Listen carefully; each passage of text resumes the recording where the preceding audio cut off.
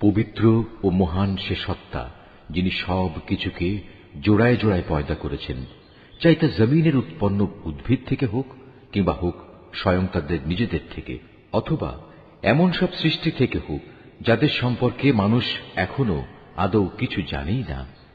তাদের জন্য আমার আরেকটি নিদর্শন হচ্ছে এই রাত। আমি তা থেকে দিনকে অপসারিত করি, ফলে এরা সবাই একসময় অন্ধকারে আচ্ছন্ন হয়ে পড়ে।